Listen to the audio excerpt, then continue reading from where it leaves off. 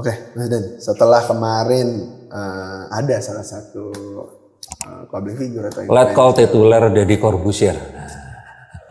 yang juga membahas tentang Oke, kalau kita bicarakan tentang pangan murah, maka kita harus tahu bahwa saat itu terjadi dua hal. Satu, subsidi pemerintah. Saya katakan bahwa saya lebih memilih makanan bergizi gratis.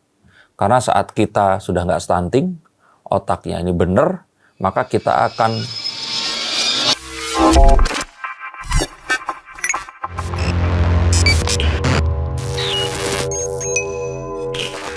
Halo Sainsikers, kembali berjumpa bersama saya Denny Darko. Tidak ada yang namanya misteri, yang ada adalah tanda-tanda yang kita semua coba untuk mengerti. Presiden Prabowo dan Wakil Presiden Gibran Rakabuming Raka mendapati 87% kepuasan dari warga Indonesia, di mana ini tidak pernah diperoleh oleh presiden sebelumnya. Bahkan Pak Jokowi tertinggi hanya 60 atau 50 sekian persen. Maka kemudian banyak orang yang bersuka cita, tapi banyak orang juga yang masih mempertanyakan program makan bergizi gratis yang mengalami banyak juga laporan di media sosial, keviralan yang berlatar belakang hal ini tadi, dan juga hal-hal yang memang akhirnya dipertanyakan oleh banyak orang apakah ini masih akan bisa dilakukan karena dana yang ada konon katanya hanya bisa bertahan sampai kurang dari setahun saja.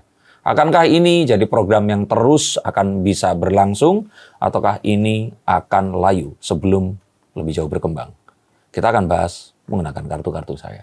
Oke, Mas Den, setelah kemarin ada salah satu public figure atau Let call tituler Deddy Corbuzier. yang juga membahas tentang makan Staf saya melarang saya menyebut nama tersebut, tapi sepanjang saya nggak meramal atau mendiskreditkan beliau, saya pikir ya nggak ada masalah. Iya, karena beliau juga lumayan vokal dan sempat viral juga tentang makan gratis ini. Nah, memang tak hanya satu atau dua anak saja yang memberikan komentar. Ada yang ngomong dari video yang beredar dari media sosial ya, dan itu hasil peliputan berita dari beberapa media mainstream, termasuk CNN dan lain-lain.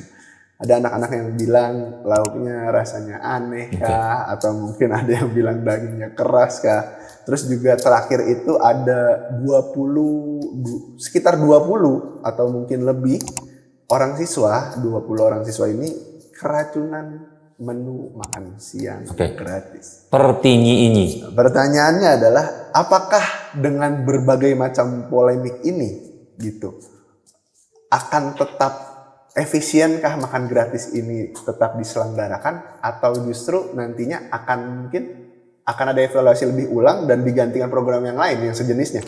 Berbicara tentang itu, berbicara tentang makanan. Makanan tuh enak kan karena ada bumbunya. Kalau nggak ada bumbunya ya hambar. Nah, saya ingin mengomentari dulu apa yang dilakukan oleh Master Deddy kemarin itu ya. Saya melihat bahwa apa yang dilakukannya itu benar.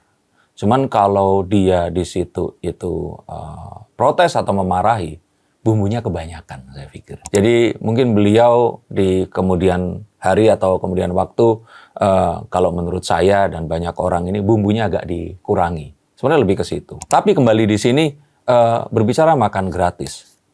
Saya ingin mengomentari bahwa makan gratis ini kan sesuatu yang baru. Belum pernah ada sebelumnya. Baru dilakukan kurang dari 100 hari. Maka sesuatu yang terus kemudian terjadi dan banyak hal yang keracunan atau makanannya kurang enak dan sebagainya. Ya ayo kita kritisi bersama-sama. Tapi jangan dengan sebuah sebuah spirit ingin menghentikan atau mendiskreditkan pemerintah. Saya setuju dengan Master Deddy yang bilang kalau itu masih untung diberikan hal seperti ini. Dan mungkin di zaman beliau, zaman saya, zaman kita yang lain ini hal seperti itu tuh nggak ada. Maka ayo kita kritisi. Kalau makanannya nggak enak ya kita benerin makanannya. Nah mungkin yang ingin diprotes oleh beliau ini adalah kenapa ini harus diviralkan dan diberitakan seperti itu. Seakan-akan ini adalah sesuatu kegagalan yang besar. Nah maka harapan kita semua adalah ini untuk masyarakat. Dan marilah kita anggap Pak Prabowo ini adalah ayah kita, mengupayakan yang terbaik. Kalau ngerasa nggak puas ya ada program lapor Mas Wapres itu atau melapor Mas Gibran atau kemanapun. Tapi memviralkan terus kemudian mengomentari dan mengunjingkan ini kan seakan-akan kita membicarakan orang tua kita di belakang kita seperti itu. Jadi ayo kita sama-sama bijak, sama-sama coba untuk menahan diri Dan kita tahu bahwa ini semua jauh dari sempurna, tapi kita akan sempurnakan bersama-sama. Terkait juga gizi makan gratis ini, seringkali yang banyak pertanyaan-pertanyaan netizen, emang gizinya itu sudah tercakup semua? Karena kan ini makan gratis bergizi, ya kan? Gizinya. Jadi banyak banget komentar netizen ini terkait itu ayamnya cuman sedikit gitu. Terus ada juga susunya itu terlalu banyak gulanya atau seperti apa. Nah, menurut Mas Denny sendiri, ini kedepannya dengan evaluasi ini, apakah nanti ada pengembangan atau seperti apa? Saya pikir selain adanya makanan bergizi gratis ini juga sama seperti saat dulu saya kecil itu, digalakkan program 4 Sehat 5 Sempurna. Kita itu diberikan pengertian tentang kebutuhan akan selain karbohidrat, ada juga protein, serat atau sayur-sayuran, dan kalau bisa ya ditambahkan keju atau susu di sini. Nah, maka kita walaupun itu kecil, tapi lengkapnya ini itu akan lebih baik dibandingkan dengan, ya mungkin masyarakat lebih bersyukur, lebih happy kalau kita berikan mie instan, merek tertentu yang ada Indonya itu, terus mie goreng, 2 porsi untuk 1 orang, mungkin akan lebih, wah rasanya lebih ini, tapi kebutuhannya ini kan enggak sepenuh makanan bergizi. Dan poinnya tercapai. Kalaupun ternyata ada keracunan atau nggak enak, ini salah vendornya, bukan salah programnya. Saya pikir begitu. Ada juga yang membuat pro kontra ya, ada juga beberapa pedagang atau mungkin pedagang kantin di beberapa sekolah mengeluhkan terkait dengan adanya makan bergizi gratis ini, jadi tidak ada pemasukan atau mungkin perputaran uang di kantin ini terhenti. Gimana? Ya, saya kira itu pemikiran orang-orang yang nggak bisa menghadapi adanya sebuah disruption. Sama kayak pedagang di puncak yang terus kemudian tutup karena adanya tol Cipularang. Dan tol Cipularang di tempat peristirahatan yang juga berkurang sejak adanya WUS. Jadi kalau saya kira, ayo kita mencoba untuk kenapa nggak jadi penyedia sih makanan bergizi gratis itu tadi.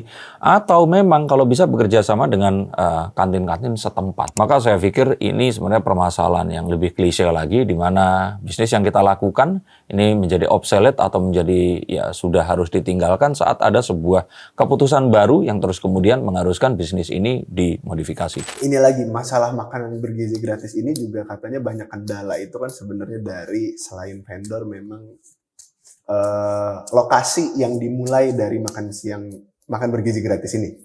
Karena sekarang justru terkonsernya itu di daerah-daerah yang ibaratnya masih di pinggiran pusat perkotaan nih, belum nyampe di daerah-daerah yang memang ternyata tingkat stuntingnya tinggi. Hingga banyak pengamat politik juga yang menyebutkan kalau seperti ini saja sudah banyak polemiknya, gimana nantinya harus menuju daerah-daerah yang memang membutuhkan si makanan bergizi gratis ini masuk programnya ke sana, karena di pinggiran perkotaan aja udah banyak polemik. Oke, pengamat politik ini kalau punya cucu, coba suruh dia berenang.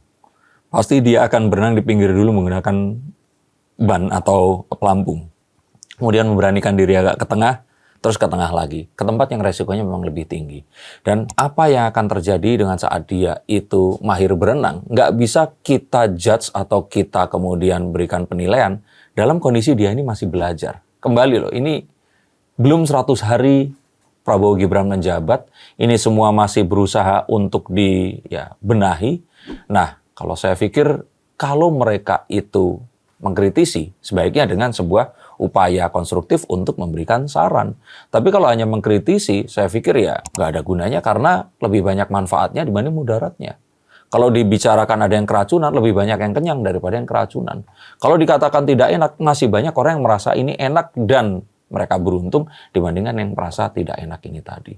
Maka kembali bahwa masyarakat itu terlalu menyukai berita yang negatif. Bad news is a good news. Saya pikir hal ini yang harus coba kita pisahkan. Kalau itu membicarakan tentang infotainment silahkan, tapi kita membicarakan program pemerintah yang nantinya diharapkan akan bisa memberikan makan gratis ke masyarakat yang ada di pelosok, ke orang-orang yang memang mereka ini tidak memiliki biaya untuk melakukan itu, di mana ini pasti akan membantu memberikan kesempatan memperbaiki stunting dan gizi kepada masyarakat, terutama anak-anak yang membutuhkan. Banyak juga komentar netizen terkait makan bergizi gratis ini. Netizen rata-rata ada yang berpendapat bahwasanya kenapa? Karena mungkin latar belakang sama ya antara Pak Prabowo yang sekarang, Pak SBY dan Pak yang sebelumnya masih disebut lagi. Ini kan kalau basic TNI biasanya memang kekuatannya di pangan dan netizen ini berpikir kenapa sih nggak dibuat lagi daripada bikin makan bergizi gratis, kenapa nggak dibuat lagi bahan-bahan ini tuh jadi harganya tuh kayak di zaman mereka pendahulunya itu kayak Pak SBY kan pangannya pas Pak SBY ngejalan kan pangannya murah gitu. Nah sekarang malah lebih berfokus ke makan bergizi gratis ini gitu. Menurut Mas Din? Oke, kalau kita bicarakan tentang pangan murah, maka kita harus tahu bahwa saat itu terjadi dua hal. Satu, subsidi pemerintah. Dan yang kedua, kita itu berafiliasi dengan Amerika. Yang mana kurs antara rupiah dan dolar itu zaman saya dulu 2.500. Bayangkan dengan sekarang yang 14-15 ribu. Nah, tapi kita harus tahu, Amerika pun sekarang sedang gonjang-ganjing dengan presiden barunya yang kita nggak tahu akan melakukan akrobat apa lagi. Dan kita tahu bahwa ya selama ini kita berafiliasi dengan Amerika, infrastruktur nggak dibangun, kita cuma dikeruk emasnya, dan ditinggalkan menjadi negara berkembang yang terus-menerus dieksploitasi. Maka ini sebenarnya adalah masa yang mungkin nggak terlalu mengenakan untuk kita yang hidup di sini, tapi ini akan menuju ke mana satu tempat di mana nanti penerus kita akan hidup di negara maju yang akan sangat berdaulat, memiliki kuasa atas dirinya sendiri, dan mungkin akan menjadi negara yang juga memandu atau menjadi negara acuan kepada pembangunan di mungkin tahun 2030-45 nanti. Maka nggak bisa langsung berpikir seperti itu, karena banyak hal. Jadi ibaratnya kalau dulu itu kita itu hidup enak, tapi karena kita berhutang. Berhutangnya bukan dengan yang seperti sekarang ya. Kalau berhutang sekarang ini kan hutang infrastruktur, yang mana saat nanti infrastruktur dibangun, maka harga bensin di Jakarta, di Papua, ini akan dipastikan sama. Itu sebenarnya yang menjadi concern dari Presiden Jokowi kemarin itu. Dan jika itu bisa dilakukan, maka seharusnya harga pangan ini akan menjadi murah lagi. Jadi tujuannya sama, tapi kita melalui perjalanan yang lebih jauh. Tapi kita tidak dikadalin oleh negara lain kayak dulu. Ada juga yang berpendapat bahwa makan bergizi gratis ini untuk mengurangi yang stunting. Jadi ada yang mempertanyakan apakah nantinya angka stunting ini akan berkurang, tapi di satu sisi juga akankah nantinya jika banyak masyarakat yang menerima program makanan bergizi gratis ini akan menjadi ketergantungan untuk dengan si makan bergizi gratis ini. Menurut Mas Din gimana? Kalau dibilang gantungan, makanan memutus mata rantai. Nah, saat anak-anak ini jadi cerdas, otomatis kan dia nanti akan berkuliah atau bersekolah di tempat yang akan lebih baik. Nah, saat dia berkuliah di tempat lebih baik, dia otomatis mendapatkan pekerjaan yang lebih baik. Ini akan memutus rantai kemiskinan, kebodohan di keluarga terpelosok yang mereka sebenarnya bukan keluarga bodoh. Tapi karena mereka itu kurang gizi, kurang fasilitas, infrastruktur kesehatan, membuat mereka ini tidak mendapatkan apa yang didapatkan oleh para nyinyirus, orang-orang netizen yang kebanyakan cangkem itu tadi, yang seharusnya dibilang palalu PA itu tadi. Nah, ini netizen ya, bukan si anak ini tadi ya. Seharusnya mereka ini yang kebanyakan protes itu harus berpikir lagi bahwa mereka itu nggak hidup di tempat. Mereka itu hidup, mereka mungkin merasa terpinggirkan karena rumah mereka misalkan di Tulungagung kayak saya. Tulungagung itu lebih dibandingkan daerah mungkin di Papua atau di Kalimantan atau di Sulawesi yang mereka air bersih pun itu kurang. Maka ini sebenarnya yang ingin disasar. Jadi kalau dibilang ketergantungan itu sama seperti misalkan ada seseorang berkekurangan terus kita bantu, terus kita akan dia akan meminta bantuan kita. Saya pikir hal seperti itu kurang bijak. Dan hal seperti itu, kalau saya pikir enggak. Seseorang ini meninggal menjadi lebih, mereka memiliki kemampuan yang lebih, juga masyarakat atau manusia akan berpikir dan berevolusi untuk menjadi lebih baik. APBD tadi juga yang rasanya program ini banyak sekali yang mengkritik bahwasanya dengan pengeluaran yang sebegitu fantastisnya tidak akan berjalan panjang. Menurut Mas ini kalau nggak salah maka MBG itu dibutuhkannya itu sekitar 4 triliun ya kemarin itu atau berapa ya? Sekitar 4 triliun. Nah, saya pikir itu masih sangat visible dan apa yang menjadi visi Pak Prabowo ini sesuatu yang sangat kalau kita bilang jenius, caranya sangat sederhana. Tapi itu yang memang dibutuhkan. Banyak sekali orang-orang di Indonesia ini yang ternyata memang mereka ini masih stunting. Dan karena itulah mereka ini nggak berkembang dengan sesungguhnya. Kecerdasannya jadi berkurang. Yang membuat ya kita menjadi bangsa yang akan terus dalam kondisi berflower ini sampai kapanpun gitu. Maka saya kira yuk kita melakukan sebuah quantum leap. Mencoba percaya dulu bahwa ini akan berhasil. Karena kalau kita hitung terus dan kita fokus kepada ketakutannya, maka sejatinya itu yang akan terjadi. Padahal saat ini, hal yang buruk ini belum terjadi. Hal yang baik belum terjadi. Lah kenapa nggak kita bermimpi hal yang baik akan terjadi? Toh sama-sama aja kebutuhan untuk bermimpinya. Nah terakhir nih, banyak juga netizen, ini pertanyaan lucu sih, banyak juga netizen mengkritik makan bergizi gratis ini dan membandingkan dengan kayaknya lebih berguna internet gratis, Presiden. Jadi gimana Presiden? Oke, saya katakan bahwa saya lebih memilih makanan bergizi gratis. Karena saat kita sudah nggak stunting, otaknya ini benar, maka kita akan nge-tweet, ngupload konten, dan kita akan berkomentar dengan lebih bijaksana. Nah, kalau ternyata internet gratis itu lebih dimasyarakatkan, maka para nyinyirers dan orang-orang yang ya tadi yang lebih pantas dikatakan palalu PA ini, seperti kalian-kalian itu, nah itu yang kebanyakan protes itu. Jadinya kayak kalian, mungkin kalian itu sebenarnya stunting, atau kalian mungkin lebih butuh gizi. Nah, maka kalau menurut saya, yang harus benerin itu otaknya dulu, baru gawainya atau fasilitasnya.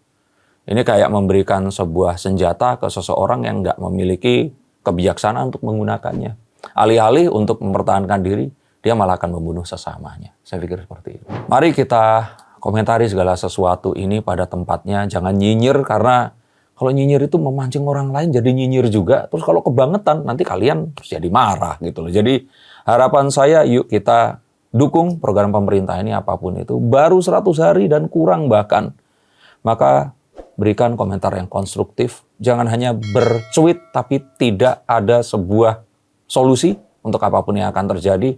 Dan marilah menjadi lebih bijak lagi menggunakan teknologi yang kita miliki. Terima kasih. Sampai jumpa dan yang ingin dibacakan kartunya, silakan hubungi nomor di sini. Terima kasih dan salam.